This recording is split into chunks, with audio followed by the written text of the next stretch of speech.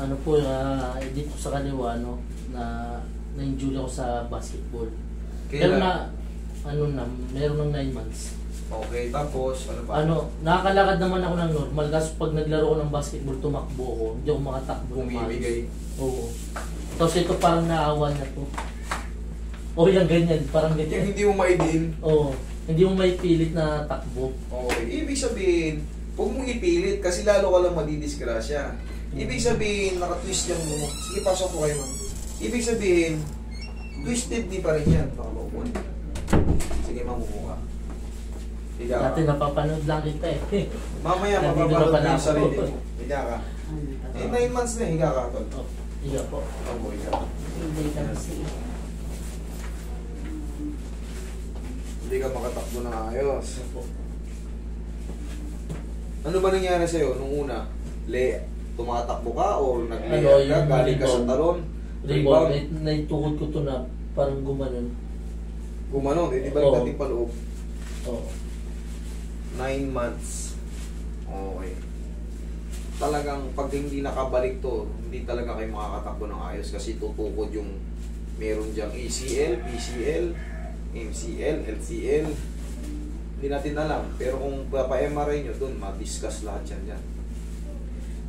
Basta mag-ready lang kayo. Ang MRI kasi medyo may kamahalan. So, pag plain, maaaring 7,000 to 9,000. Pero pag with contrast, mas mahal. Depende sa hospital. Abutin kayo nung hanggang 20.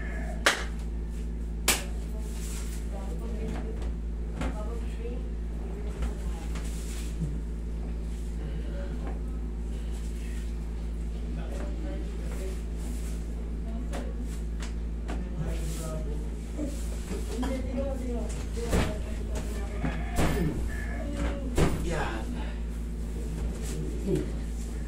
Yayanigin lang yan. Mamaya makakatakbo na yan si sir. Tapos, Ito, master, parang naawa niya itong kabila. sige. Ganito yan, idol. Kunyari, naayos ko na. Huwag ka muna maglaro ka agad, ha? Opo. Ano muna, pag-establish mo muna kahit mga 1 buwan o 3 linggo. Hayaan mo muna siyang makabalik sa lakas.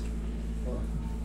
Kasi, sayang lang, yung 9 months na inipit-ipit ng tuhod mo, nagaling ng isang araw, pinitik mo ulit, hayaan mo muna mag-establish, sayananin mo muna nasa posisyon siya. Okay?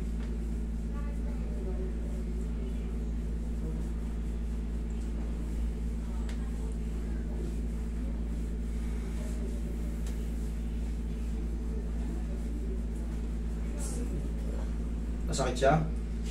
Hindi na mag-ano. Sakto lang. Okay. Kaya naman tiisin.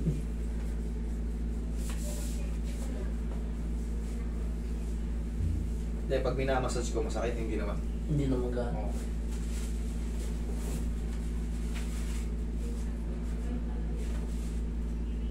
Lambutan mo lang. Yan.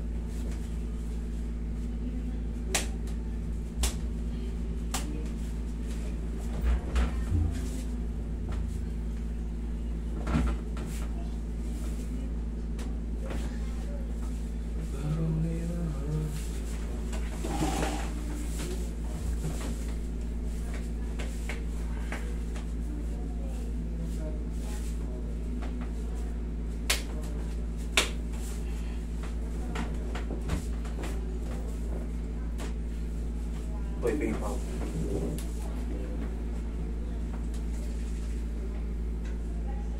Parang wala na yung minsan. Ano yan? May matitira dyan, kapiranggot na lang yung pinag-iwanan na. Tapos pag napahinga nyo na 4 to 5 days, wala na yan. Huwag nyo lang muna ipilit italon. Siyempre kababalik lang.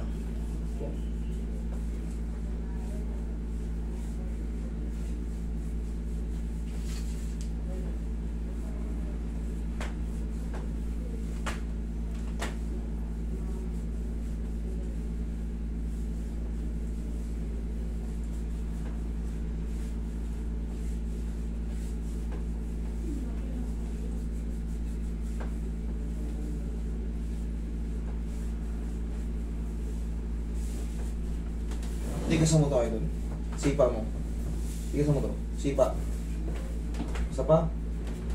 Okay, sige. Magtatatakbo ka dyan. Takbo ka. Diba hindi ka makatakbo? Sige. Pagka, kumbaga yung buto pag nagkakauntugan, umaano siya. Sumasakit. Oo. Sige ngayon, takbo ka. Gaan. Kaya na. Oo na. Hayaan mo lang, makapahinga ka muna. Siyempre, idol, bumibigat ka na, hindi mo napapansin. Yun, oo. Yun. Alam mo, mas mabigat tayo. Oo. Siyempre, saan mapapunta ang bigat? Sa tuhod. Sa lower. So, kailangan muna, kaya mo muna mag-establish. Wala nang masakit, di ba? Okay na. Kaya mo muna kahit may isang buwan. Tapos, bike-bike ka muna. Tapos, kahit pa paano, huwag tayong umidad ng palaki ng palaki. Ay, bawas tayo ng konting kanin. Lang yan. Kita mo, napakabata mo pa. Oo. Ito mo, ilan ang tagong edad sa'yo? 39 na ako ngayon. Matanda ako sa'yo ng 10 taon. Kailangan medyo Paano? Oo. papawis din yung bike-bike ka muna, ha? Okay?